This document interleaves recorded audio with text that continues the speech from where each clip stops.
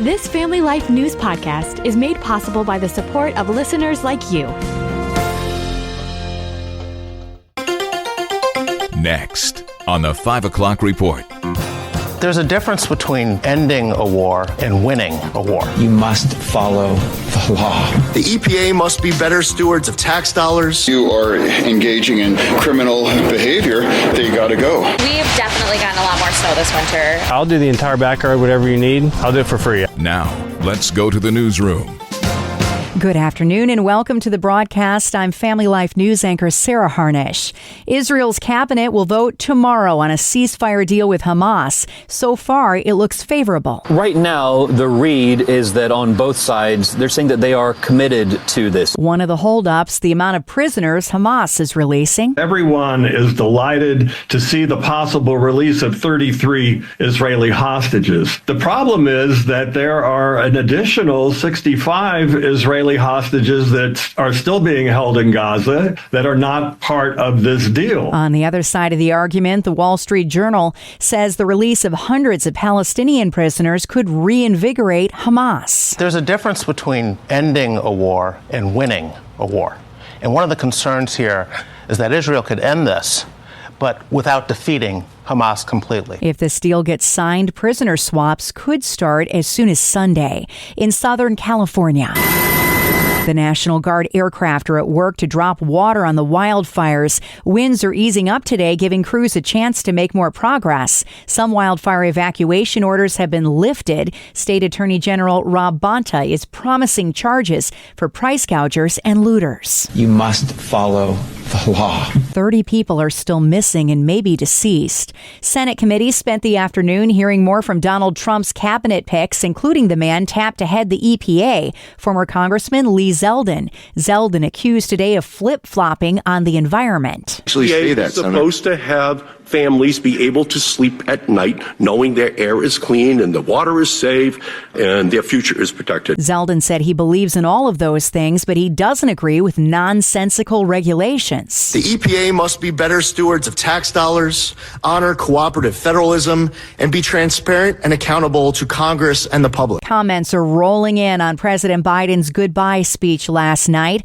Fox News asked the public what they will think of when they remember Joe Biden. Corruption, DEI, open borders, lawfare that they did to President Trump and all the Americans that they try to intimidate. Not there. A lot of what his legacy is the withdrawal from Afghanistan. As Americans think about the last 4 years, preparations are underway for the next 4 years and Monday's inauguration of President-elect Donald Trump. That band from Texas rehearsing in D.C. this afternoon. Biden hands over power to Trump at noon on Monday. The Lake and Riley Act has formally been introduced on the floor of the U.S. Senate, named after a University of Georgia student murdered by an illegal border crosser.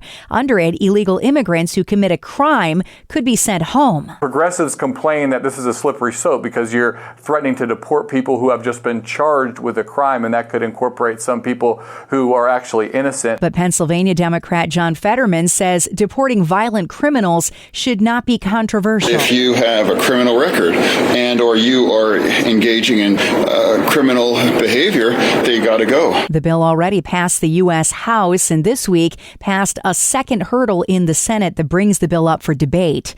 There's a new report on cancer deaths in the U.S. The past 3 decades, the death rate has fallen by 34%. That's largely from decreased tobacco use, also early detection, and also some exciting new treatments in cancers such as melanoma and lung cancer. The American Cancer Society says rates are rising, though, among women and young adults. More people are getting cancer, but fewer people are dying from it.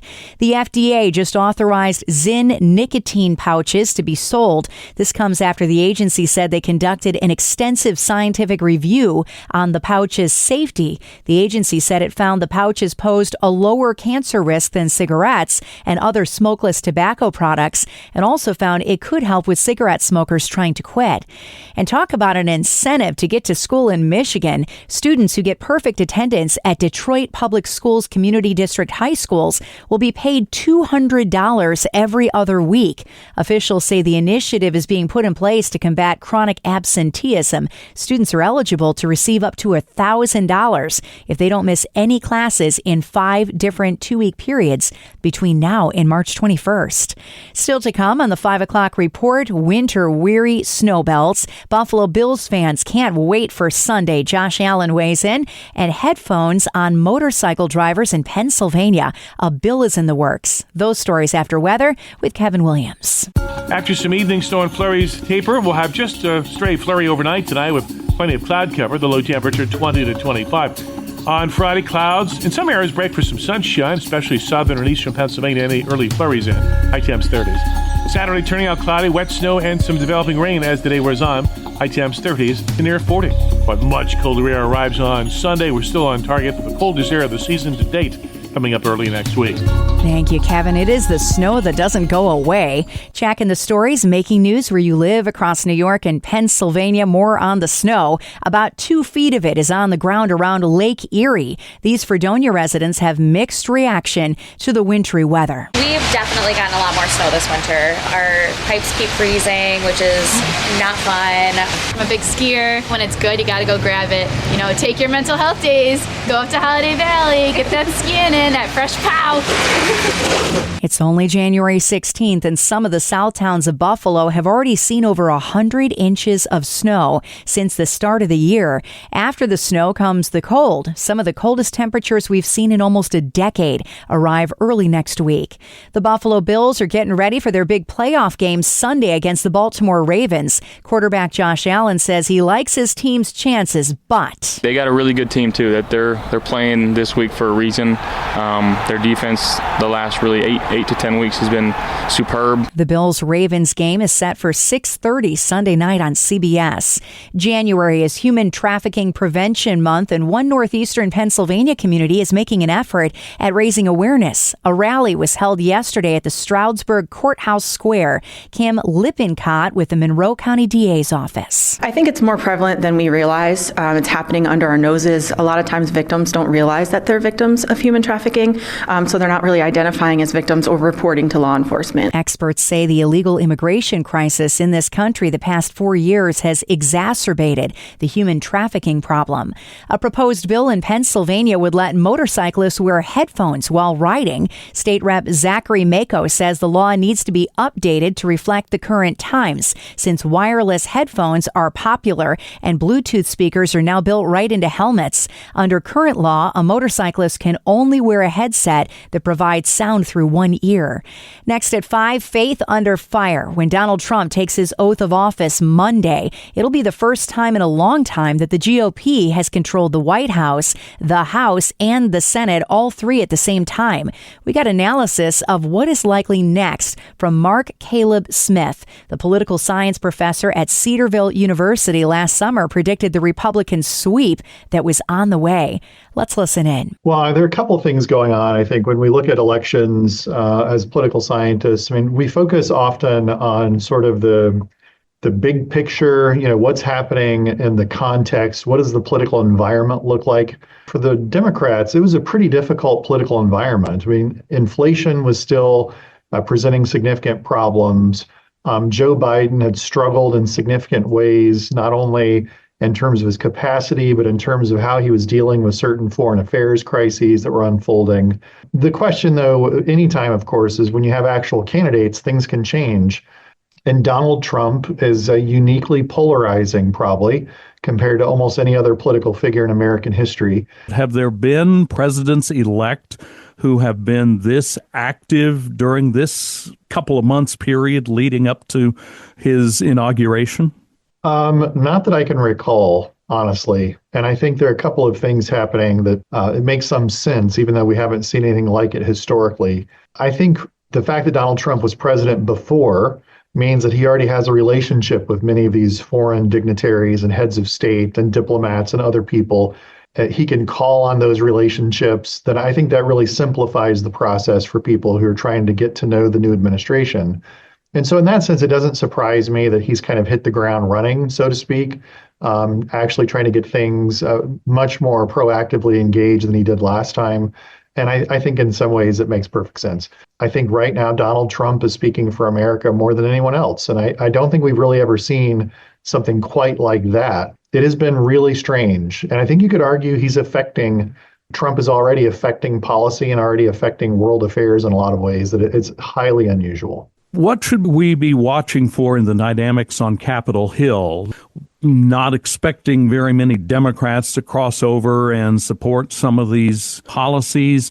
Will there be holdouts from the various factions in the Republican Party? What's Capitol Hill going to be like in 2025? I think it's going to be like a lot of what we've seen over the past decade plus. It's going to be dysfunctional. It's going to be difficult to get a lot done. I think you're going to see slivers of the Republican Party assert themselves to try to throw this agenda off the track.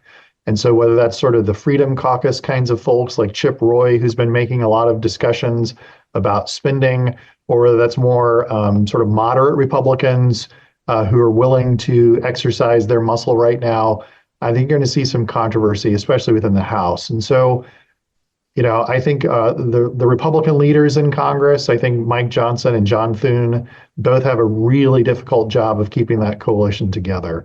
So I think we're going to see more of that unless something really surprising happens. That's Mark Caleb Smith, political science professor at Cedarville University. You can subscribe, listen to, and share this Faith Under Fire feature and all of Family Life's original podcasts at Apple Podcasts, Spotify, YouTube, or at familylife.org. Time next for tonight's market report brought to you by Faithward Advisors. Wall Street is closing with stocks lower. At the final bell, the Dow Jones Industrial Average fell by 68 points to 43,153. The S&P 500 lost 12 points to 59,37, and the Nasdaq dropped 172 points to 19,338. Faithward Advisors is a Christian financial planning firm online at faithwardadvisors.com. Everyone wants to achieve financial freedom. Some actually do and enjoy its blessings. So what's their secret? I'm Rob West with your Faith and Finance Minute.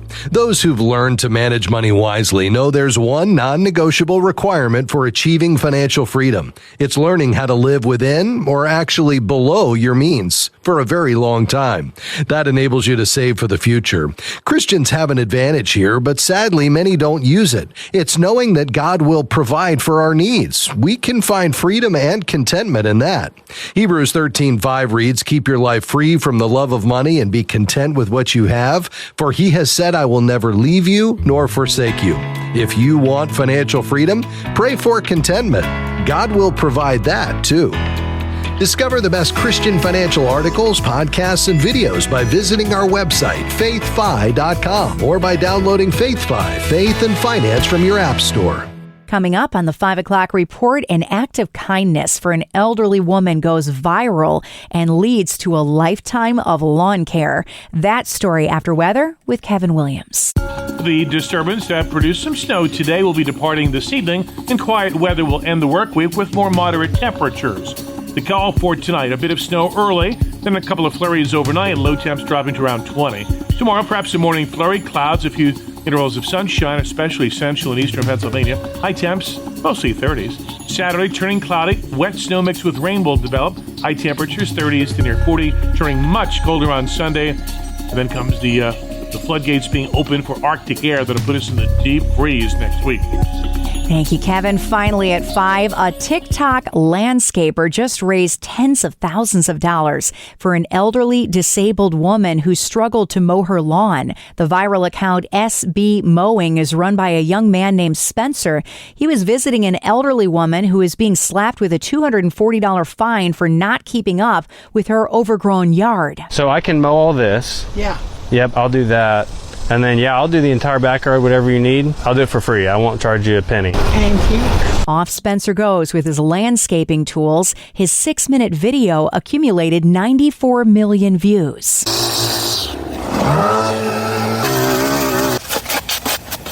When he's done, the transformation is incredible. Overgrown trees pulled out, the driveway, which looked like a jungle, completely clear. It was just so heartwarming seeing her walk outside and seeing her brand new yard. And not only did it look good, but it solved a ton of accessibility issues going from her front door to her car. What happened next, though, was even more incredible. Spencer started a GoFundMe page to help the woman maintain her yard, and he gave the first donation $500. She's going to call some lawn companies because now that's in shape, people will actually maintain it for her and won't charge her a crazy, outrageous price for it. One by one, donations poured in, and today the account sits at $832,000 because of a humble landscaper and thousands who gave to a woman in need.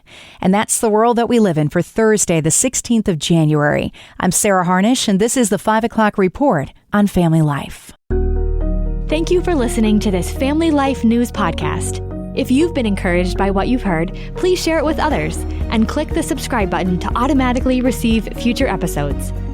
Family Life is a listener-supported ministry. Podcasts like this are made possible by your financial partnership. Find out more at familylife.org.